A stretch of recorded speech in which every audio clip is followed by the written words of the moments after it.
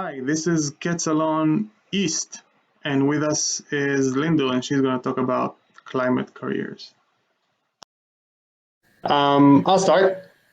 Yeah, so I guess when I was looking for how can I contribute to the space of climate change or fighting climate change or environmental work, I was trying to see how can I harness my skill set and utilize that. But I mean, it was after I thought, I can just quit working as a developer and go, acquire a new skill set that is probably more relevant in policy or hands-on agriculture, composting, like doing things, education. But it was scary thought to like follow this sort of like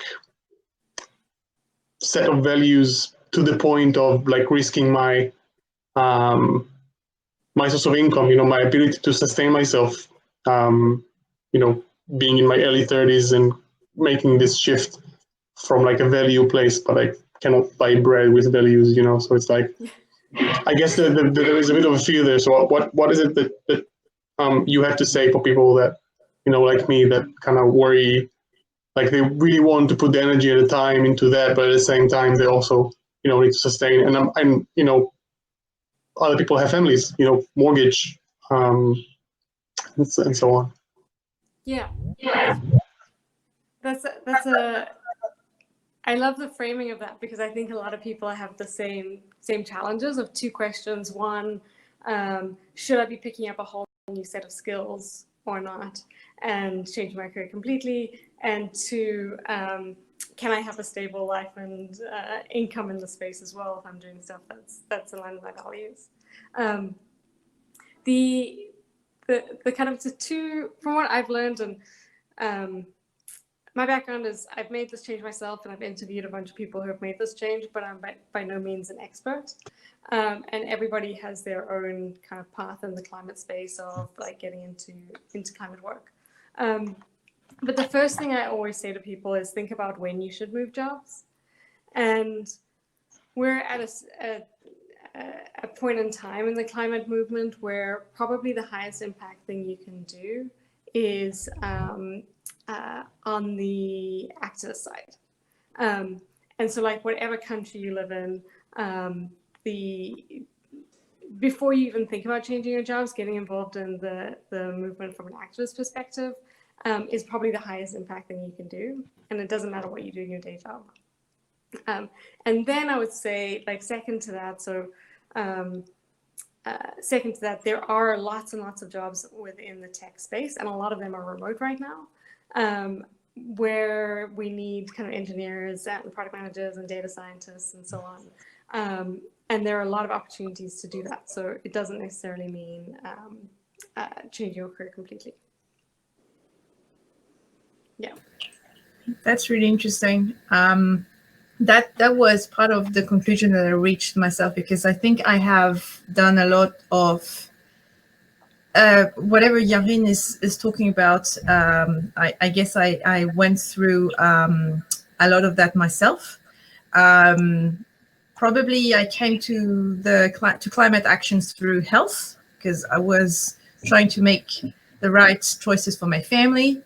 And when I realized that actually the best choices for my health and my family's health was actually totally aligned with climate action, it got me really interested and engaged in the climate discourse. Mm-hmm. And at some point I was just like Yarin, I was just thinking, okay, should I, because I don't know which food to eat, because organic is not like monoculture organic is not the best thing. So I was like, okay, I should become a farmer. And, and then I was like, okay, but it's going to take me probably 10 years just to acquire the basic skills of just growing something and not even talking about, making money out of it. So, and then I realized that obviously there's a lot of tech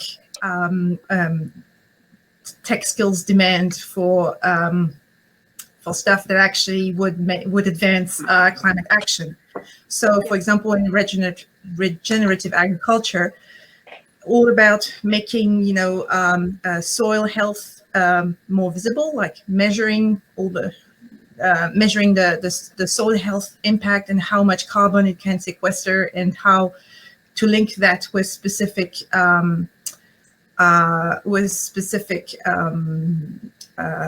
actions, for example.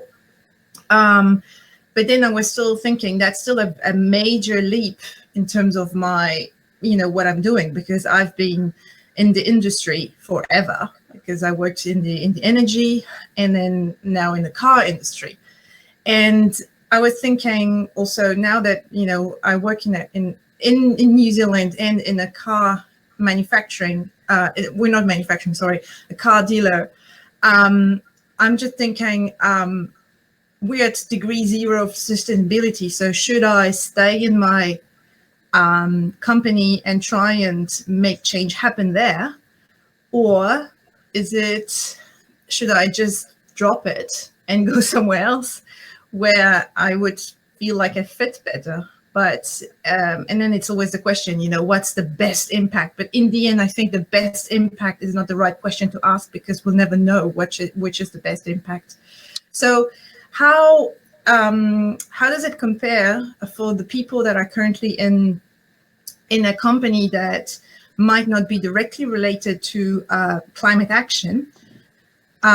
What would be your advice on how to really decide when to switch industry or job? Yeah, that's a good question. And I think that it's definitely one of the questions that a lot of people are thinking about. I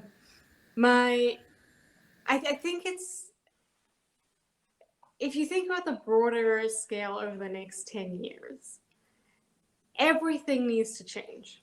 So if you're someone who has skills in a certain area, if you're a lawyer, if you're an accountant, if you're in tech, everything is going to need to change for us to decarbonize. And so whatever skills are kind of in the economy right now, as it stands, are going to be needed in order to transition whatever sector you're working in to like the decarbonized form of that. So I do think whatever sector you're in, you can have impact.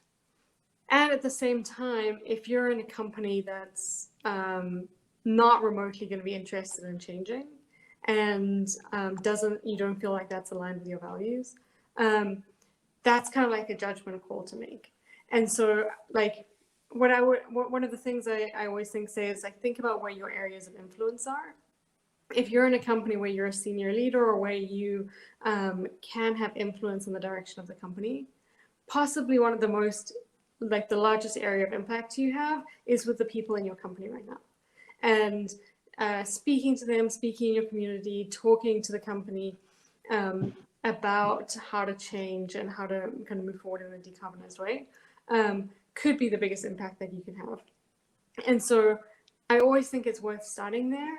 And if you don't get any traction, and if you find, like, after attempting to see if you can move things in the right direction, that's not working, then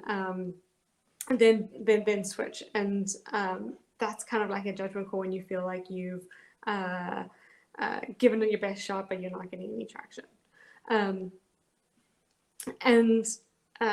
I do think kind of a lot of people have said, as they've worked in the climate space, starting just in their own sphere has been a learning curve for them. And two things happen. One, they find other people within their company. So sometimes that means you just need to be the first person to be talking about something, and you'll find a whole lot of other voices that want to be part of the conversation. And so being that person can be really impactful and powerful, and organizing the people with you. And secondly, even if that doesn't work out, it can be a learning experience, and is something to help you with your next role.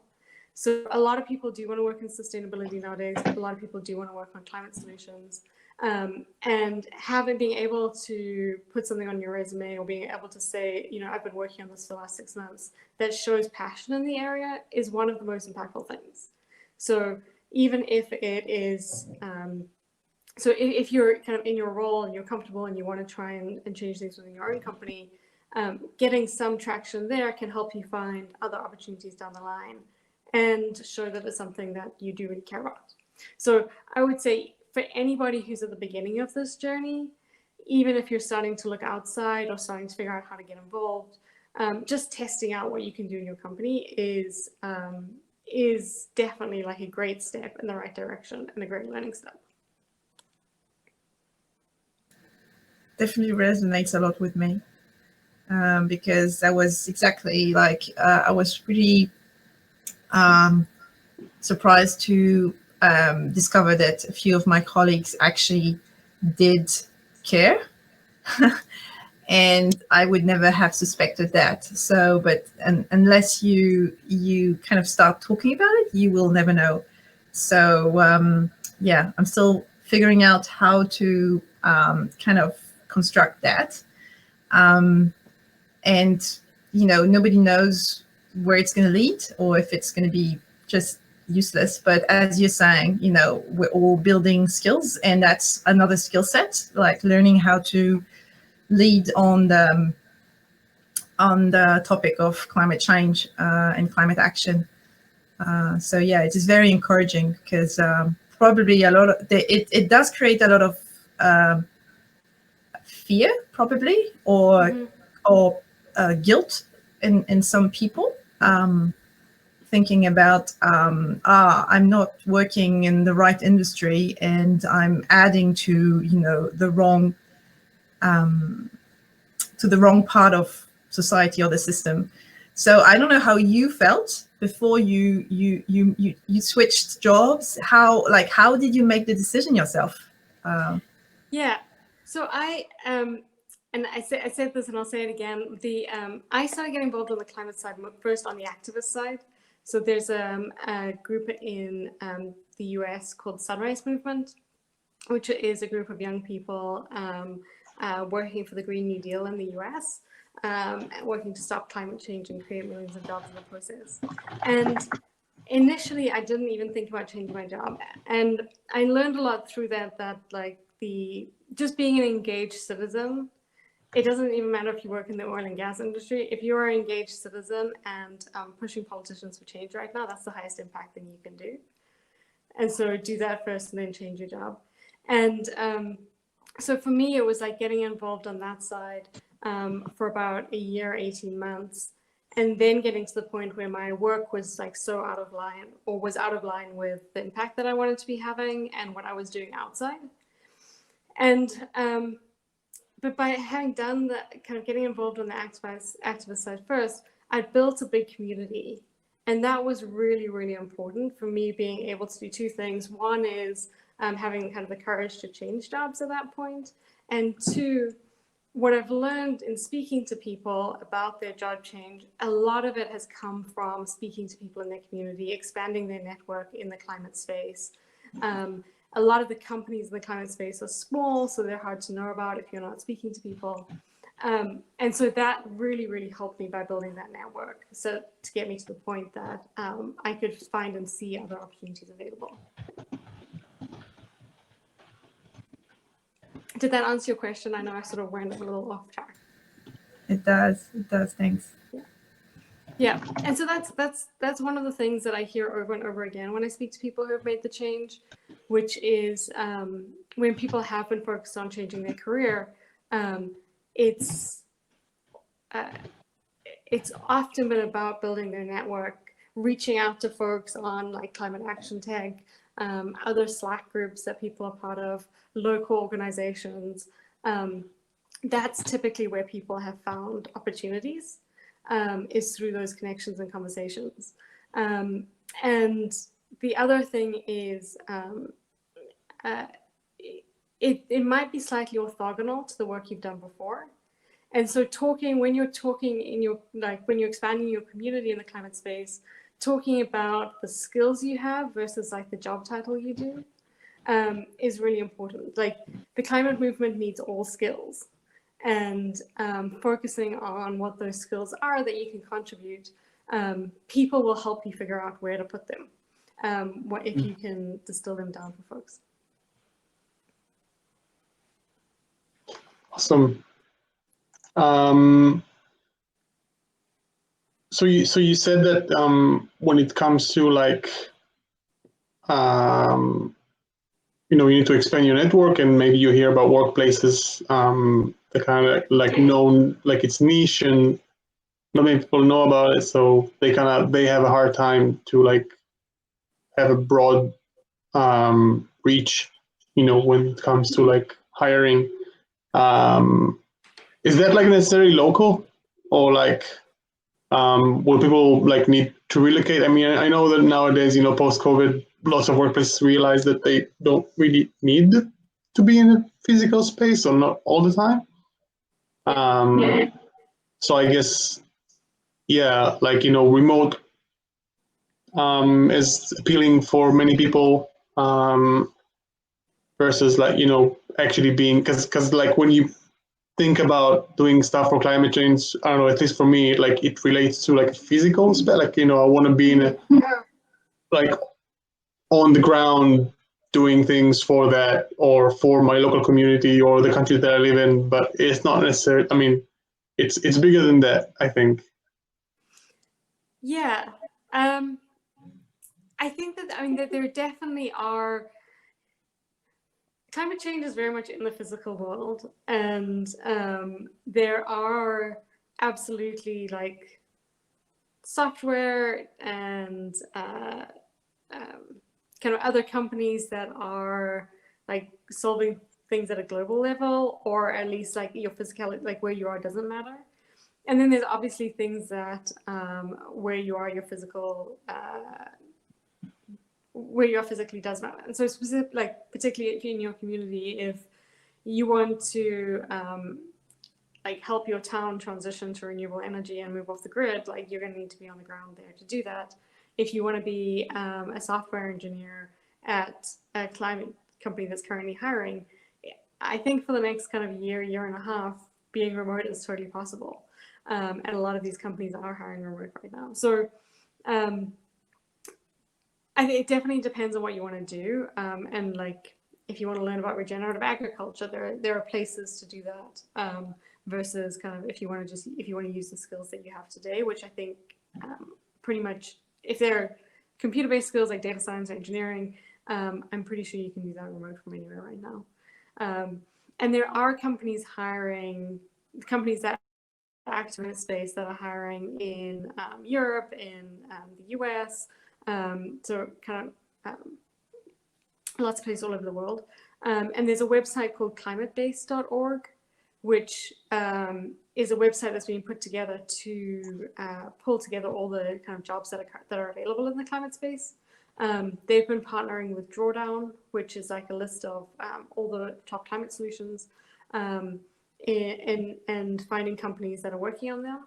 But ClimateBase.org is like the best place to go right now for like the most consolidated list of jobs available in tech in the climate space, and loads of them are remote. Like I was browsing it the other day, and tons of them are remote these days. Yeah. The other thing to know about the climate space is that there is a lot of VC money going into the climate space right now. There were like 4 VC companies that started, that launched in May that were really big. There's a couple of others over the summer. And I was interviewing an investor who basically said, she was like, we have a lot of dry powder to invest. And so what that means is a lot of the companies that are working on these solutions are small because they're getting invested in now. But also, if you are more like on the entrepreneurial side, now is a really, really good time to start your own company as well. Yeah, that's cool. That does resonate a lot also with me. And sorry, Yarin. It just made me think about kind of voting with the company that we want to work with. Like we talk about voting with our wallet, voting with our obviously the way we vote, who we elect. But I was also thinking voting with our which company we kind of elect to work for. Because that's also part of what you're saying, like the money is now flowing to the climate responsible companies, or even the climate positive. I don't know how you would label them. And it's a little bit like you invest also your time and energy in a company that is gonna have a future. Because I'm at that point where actually I'm just thinking, for example, for my company, for now, we're not selling any EV replacement car parts, for example, and we're not even thinking about it because the market is just so small for now. But I mean, if we're not preparing for that, I'm pretty sure that the company that I work for right now, and if they don't consider like preparing for that, we're going to be dead in like 10 years. So maybe that's a little bit, but I don't know how influential this kind of question is for the people that you interview. For example, for the examples that you get on your blog, because I love those articles. Sorry, that's just thank you so much for doing them because it's so inspirational. So I was just wondering how real this is for people, like investing in the right companies with your time. Yeah, I love how you're putting that, and thank you. It's always so nice to hear that people are reading and enjoying the articles.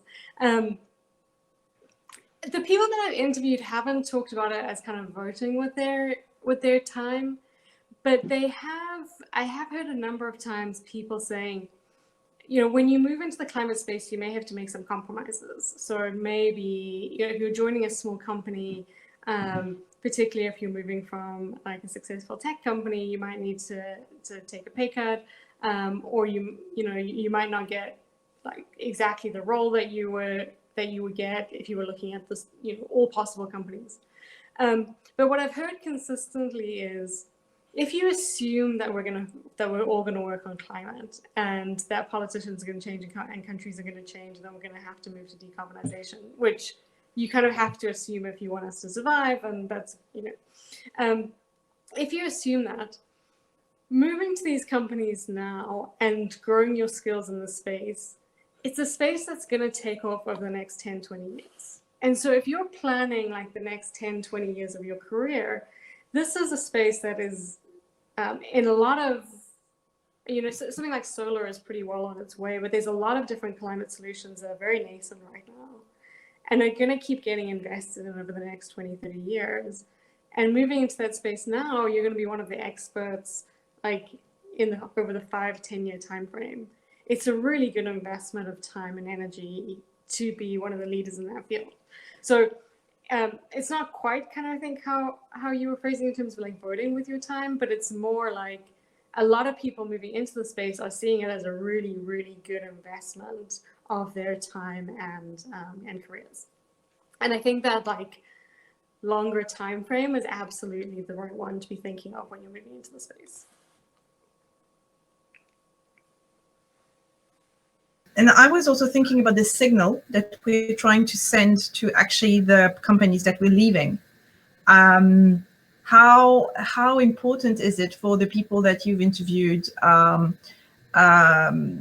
Because some might have been a really key talent in their companies, and so how they would feel like that was the best, actually their best way of saying that they needed to change. And if that actually had any impact whatsoever, because that's definitely one of the things that I have in my mind. Yeah, I haven't heard it coming up a lot. I do think that it's something that's going to be growing. So I think it's like there probably aren't enough people doing this today for it to be having a huge impact. But I do think over time, and when you see some of the more senior people leaving, it does send a really big message. And so I know, like, at Amazon, there was a really senior VP of engineering who left, who had signed on to all the climate requests from an employee organizing group. He was the most senior person who did that. That was kind of in the news. That was really big. So I think, particularly when it's like senior folks, it does that does kind of like send a message to the companies. But I think kind of like quite a few more people would need to do it for them to kind of change how they're doing business. But that's just my perspective. That's purely opinion. From like the, because you mentioned that you're a culture that helps people move into the space of climate change. What were the most like common, roles that people were after, or like that got eventually? What stands out in that space? It's a real mix. I've mainly worked with tech people, so data scientists, engineers, product managers, and who have mainly kind of wanted to stay in their area of expertise and have done so. So that's kind of like been broadly. There are often, in any conversation about careers in tech, there's always business people who want to move into the product space as well. That's definitely harder in climate tech, just because there are so few product roles available. And because a lot of small companies are hiring their first product lead, they're going to be trying to hire someone with product experience.